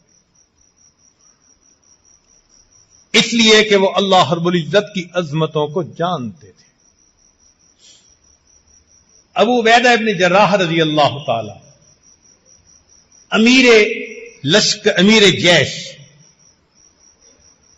سبحان اللہ، دیکھیں اللہ تعالیٰ بھی کیا جوڑ ملاتا ہے. خلیفہ راشد صدیق اکبر ہیں، نرم طبیعت ہے. اللہ تعالیٰ نے سپہ سالار خالد بن ولید جیسا دے دیا، دبنگ آدمی.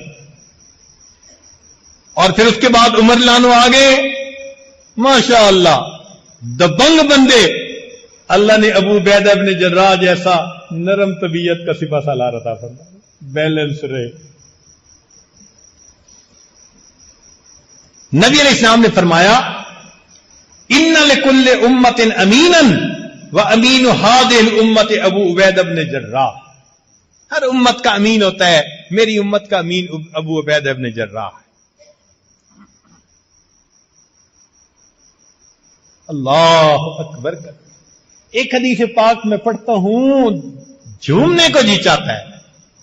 آہا سبحان اللہ، سبحان اللہ، کیا عجیب اللہ کے پیارے حبیب صلی اللہ علیہ وسلم نے بات کہی. فرمایا، ما منکم من احد الا لو شئت لاخذت علیہ بعد خلقہ الا ابا عبیدہ. تم میں سے صرف ابو عبیدہ ایسا ہے کہ اس کے بعد اخلاق ایسے ہیں، میرا جی چاہتا کہ یہ میرے اندر بھی ہوتے. اللہ اکبر کبیرہ.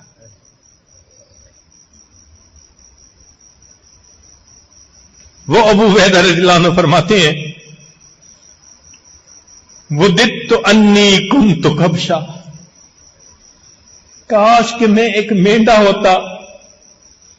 فَيَذْبَحُنِي أَهْلِي، میرے گھر والے مجھے ذبح کر دیتے.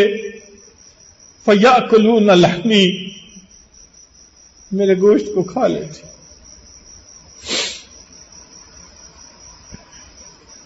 قیامت کے دن کا معاملہ کوئی آسان کام نہیں ہے. ہمارے اسلاف قیامت کے دن کے تصور سے رو پڑتے تھے.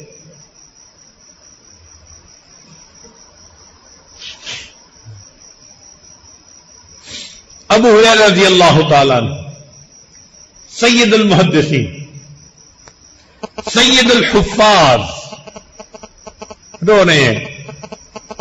کسی نے کہا ابو ریلانوں سے آپ کیوں رو رہے ہیں؟ فرمایا ما یبکیک یا ابا ہریرہ قال اما انی لا ابکی علی دنیاکم ھذہ، میں تمہاری اس دنیا کے اوپر نہیں روتا، ولیکن ابکی لبعد سفری وقلت زادی، میں روتا ہوں میرا سفر لمبا ہے، میرا توشہ تھوڑا ہے۔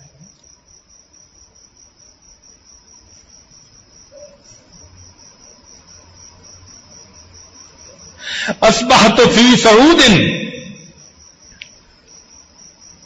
محبطۃ علی جنت والنار، میں ایک ایسی گھاٹی کی طرف چڑھ رہا ہوں جو پہنچتی ہے، نازل ہوتی ہے جنت کی طرف یا جہنم کی طرف، فلا ادری الی ایہما یسلک بی، میں نہیں جانتا کہ ان دونوں میں سے مجھے کس کی طرف اتارا جائے گا، جنت اتروں گا یا میں جہنم میں اتروں۔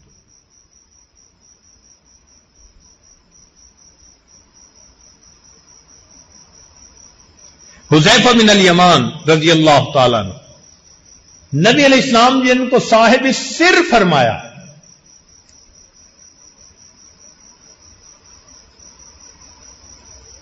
رو رہے ہیں۔ کسی نے پوچھا کہ حضرت کیوں رو رہے ہیں؟ فرمایا ما ابکی اسفا علی الدنیا بل الموت احب الی، میں دنیا کے افسوس پر نہیں رو رہا، موت مجھے بہت پسندیدہ ہے، ولیکنی لا ادری الی ما اقدم علی الرضا ام علی سخط، مجھے نہیں معلوم اللہ کے سامنے پیش ہوں گا وہ مجھ سے راضی ہوں گے یا مجھ سے ناراض ہوں۔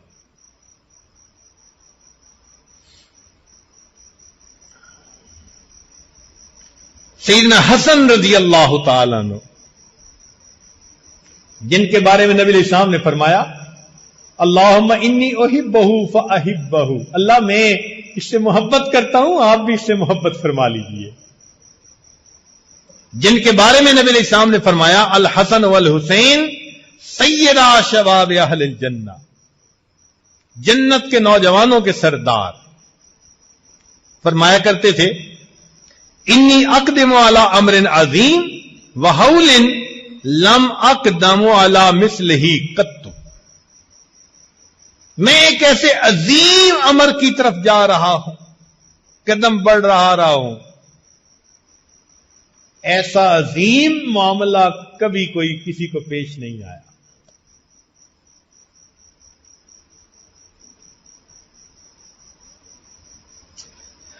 سالم مولا ابی حذیفہ، یہ ابو حذیفہ لانا کے غلام تھے، انہوں نے آزاد کر دیا، بیٹا بنا لیا۔ اللہ کی شان دیکھو، پردے کی آیتیں اتری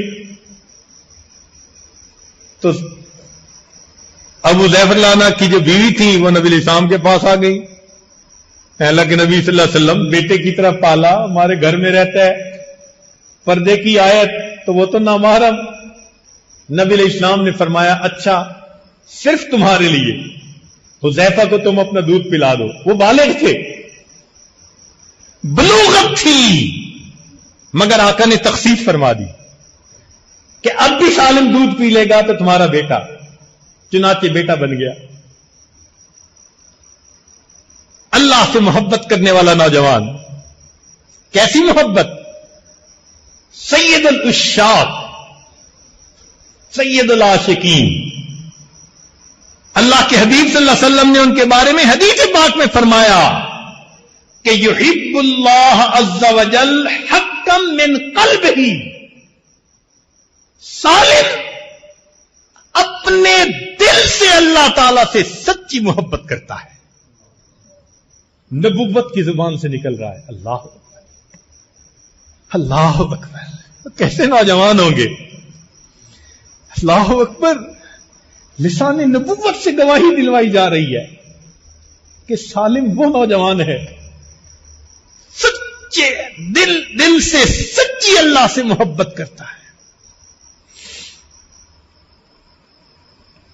وہ فرمایا کرتے تھے وَدِدْتُ أَنِّي بِمَنزَلَةِ أَصْحَابِ الْآرَافِ، میں تمنا کرتا ہوں کہ مجھے قیامت کے دن نہ جنت بھیجیں نہ جہنم بھیجیں، بس صاحب آراف درمیان میں برابر سرابر چھوڑ دیا جائے،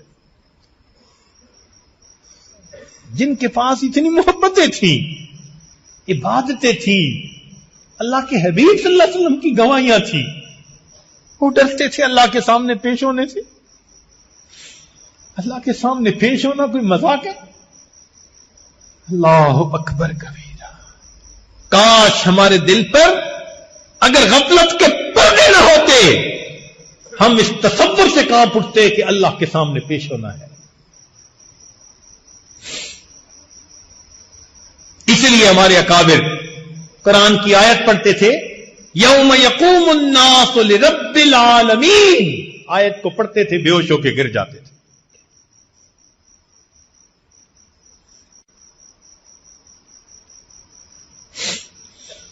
ام المومنین سیدہ عائشہ صدیقہ رضی اللہ تعالی عنہ، نبی علیہ السلام نے بشارت دی تھی کہ جنت میں تم میری بیویوں میں شامل، جن کو علماء امت نے فرمایا افقہ نساء الامت علی الاطلاق، پوری امت کی عورتوں میں سب سے زیادہ دین کی سمجھ رکھنے والی، آدھا دین صحابہ نے نبی علیہ السلام سے سیکھا، گھر سے متعلقہ دین انہوں نے ام المومنین سے سیکھا۔ وہ عائشہ صدیقہ رضی اللہ تعالی عنہا جن کو اللہ نے اپنے حبیب کے لیے پسند کیا، جبریل علیہ السلام ان کی تصویر لے کر آئے، اے میرے محبوب، اللہ نے آپ کے شریک حیات کے لیے ان کو پسند کیا۔ اللہ اکبر، اللہ اکبر۔ وہ عائشہ صدیقہ رضی اللہ تعالیٰ عنہ جن کی پاک دامنی پر اللہ کی طرف سے گواہیاں، یوسف علیہ السلام اللہ کے نبی ہیں، بہتان لگتا ہے بچے سے گواہی، بیوی مریم اللہ کی ولیہ ہیں، بہتان لگتا ہے بچے کی زبان سے گواہی، مگر اللہ رب العزت کے حبیب صلی اللہ علیہ وسلم کی شریک حیات پر جب بہتان لگا، رب کریم خود گواہی دیتے، دلوں کے بھید جاننے والے، سبحانک ھذا بہتان عظیم، جن کی پاک دامنی کی گواہیاں قرآن دے رہا ہے، آج بھی تلاوت ہو رہی ہے نمازوں میں، تراویح میں، جن کے بارے میں نبی علیہ السلام نے فرمایا قال یا عائشہ ھذا جبرائیل یقرئک السلام، یہاں یا عائشہ تو نہیں کہا گیا، پورا نام نہیں لیا، یا عائش، کئی مرتبہ منادہ میں ترخیم کر لی جاتی ہے، آخری جو حرف ہوتا ہے نا اس کو چھوڑ لیا جاتا ہے، یہ محبت کا انداز ہوتا ہے۔ تو نبی علیہ السلام نے فرمایا اے عائشہ، یہ جبرائیل ہیں اور یہ پیغام لے کر آئے ہیں کہ آپ کی طرف اللہ نے سلام بھیجے ہیں۔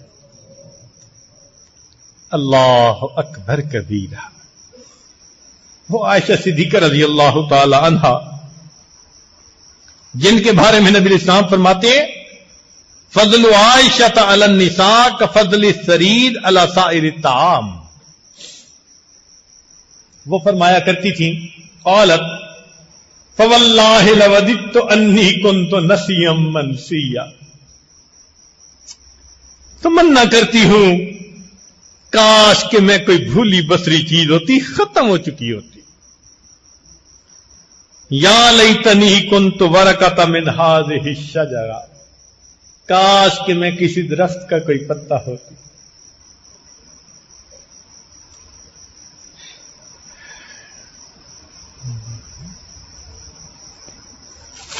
عبداللہ ابن رواحہ رضی اللہ تعالی عنہ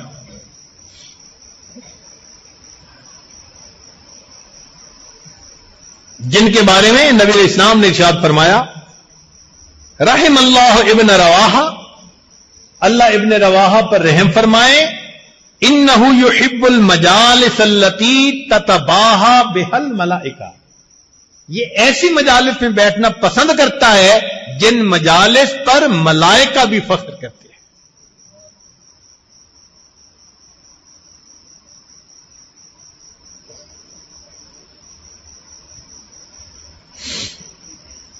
جب وفات کا وقت قریب آیا تو رونے لگ گئے۔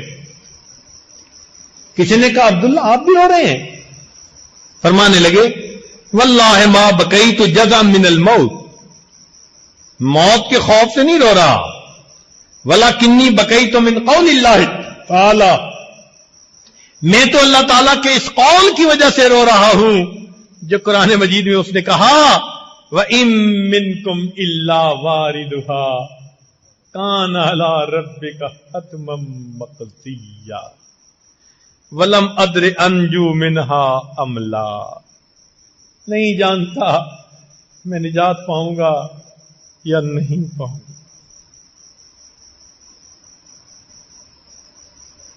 عبداللہ ابن عمر رضی اللہ تعالیٰ عنہ، نبی علیہ السلام نے جن کے بارے میں فرمایا رجل صالح، یہ اللہ کے حبیب نے فرمایا، ان کو نوجوان تھے،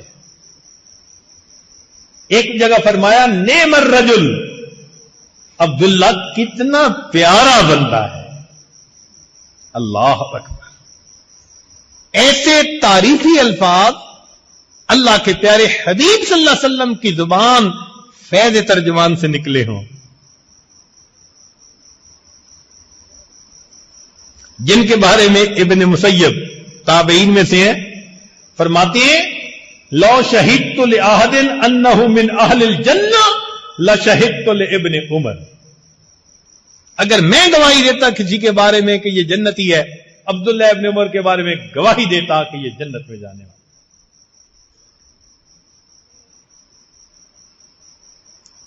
نافع ان کے غلام فرماتے ہیں لو نظرت الی ابن عمر اذا اتبع رسول اللہ لقلت هذا مجنون، اگر میں ابن عمر کو دیکھتا کہ وہ کس طرح سے دیوانہ وار نبی علیہ السلام کی اتباع کرتے تھے تو میں کہتا کہ واقعی وہ مجنون تھے، جو یوں عاشق رسول تھے، سنت کے عاشق تھے۔ تلاوت کر رہے ہیں، بالغ پہنچے اس آیت پر یوم یقوم الناس لرب العالمین فبکا، روئے حتی خرا، حتی کہ گر گئے، وامتنع من قراءۃ ما بعدها، پھر اس کے بعد قرآن کی تلاوت نہیں کر سکے۔ فرمایا کرتے تھے لو علمت ان اللہ تقبل منی سجدۃ واحدۃ، اگر میں جان لیتا کہ اللہ نے میرا ایک سجدہ قبول کر لیا، او صدقۃ درہم لم یکن غائب احب الی من الموت، تو مجھے کوئی بھی غائب چیز موت سے زیادہ محبوب نہ ہوتی۔ گویا دوسرے لفظوں میں یوں فرماتے تھے کہ اگر مجھے پتہ چل جائے اللہ نے میرا سجدہ قبول کر لیا، میں ابھی مرنے کے لیے تیار۔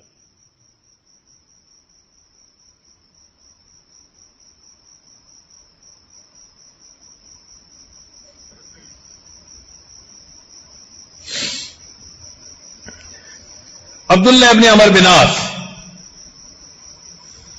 محدث، کئی صحابہ تو نبی علیہ السلام سے احادیث سن کے یاد کر کے محفوظ کرتے تھے۔ یہ ابن عاص رضی اللہ عنہ وہ صحابی ہیں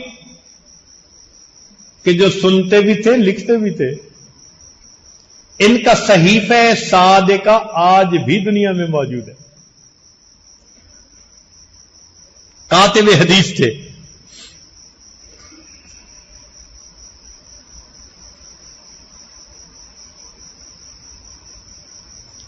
فرماتے تھے واللہ لوددت انی ہذہ الساریہ، تمنا کرتا ہوں کہ میں ایک ستون کی مانند ہوتا.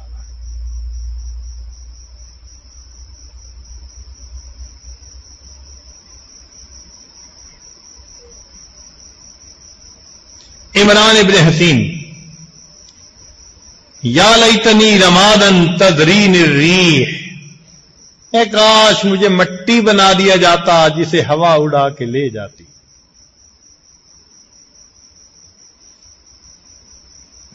اوف ابن مالک اشجعی وددت انی کنت کبشا لأہلی فذبحونی، کاش کہ میں اپنے گھر والوں کے لیے ایک جانور ہوتا، مینڈا ہوتا، اور گھر والے اس کو ذبح کر دیتے.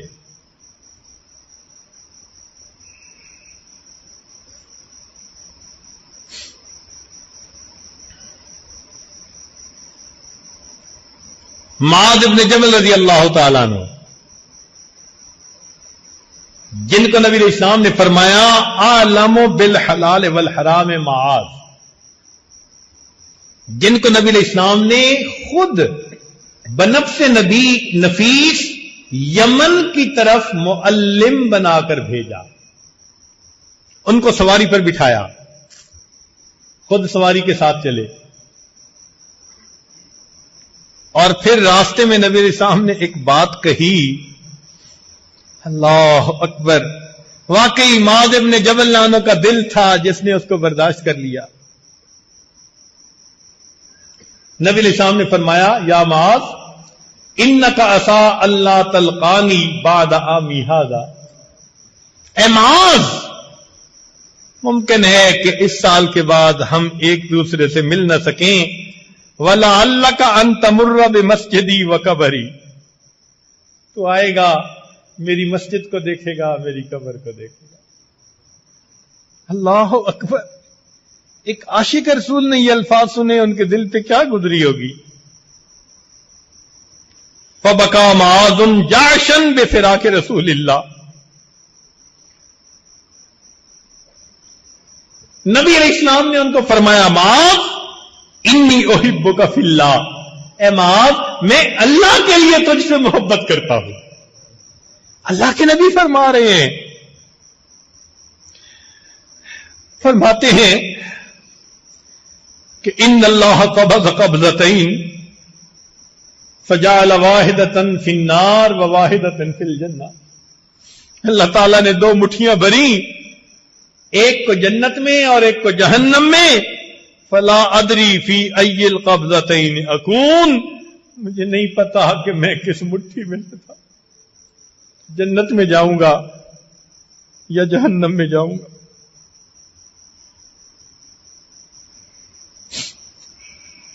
عبداللہ ابن مسعود رضی اللہ تعالیٰ عنہ، جن کو فقیہ الامت میں کہا کان من السابقین الاولین، چھٹے نمبر پر ایمان لانے والے،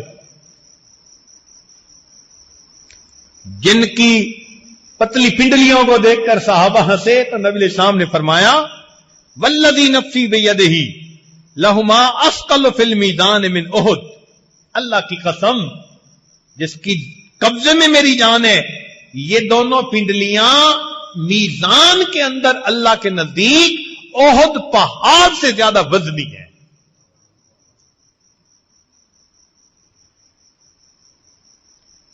فرمایا کرتے تھے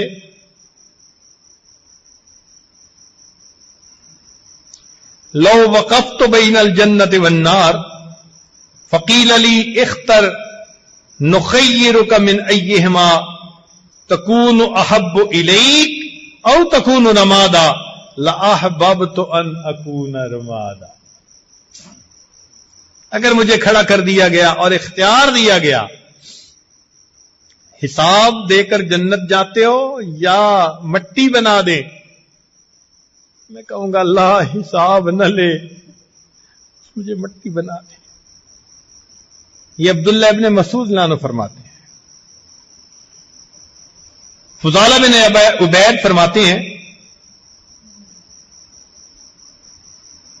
لأن أعلم أن الله تقبل مني مثقال حبة، لأن أعلم اگر میں جان لوں کہ ان اللہ تقبل منی مثقال حبۃ، کہ اللہ نے میرے عملوں میں سے ایک رائی کے دانے کے برابر بھی عمل قبول کر لیا، احب الی من الدنیا وما فیہا، یہ مجھے دنیا اور جو کچھ دنیا میں ہے اس سے پسند ہے. کیوں؟ لأنہ تعالی یقول انما یتقبل اللہ من المتقین، ہم متقیوں کے اعمال کو قبول فرمائیں. اس وجہ سے ہمارے اکابر ہر وقت ڈرتے تھے، کانپتے تھے، کرتے بھی تھے اور ڈرتے بھی تھے.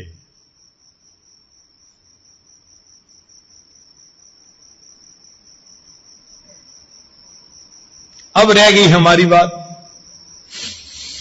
تو بھائی ہمارے اندر یہ خوف پیدا ہو جائے قبولیت کا، اور ہم اس کو معمول بنا لیں کہ دعا مانگے ہر دعا کے بعد، اے اللہ ایسا بنا دے کہ میں آپ کو پسند آ جاؤں.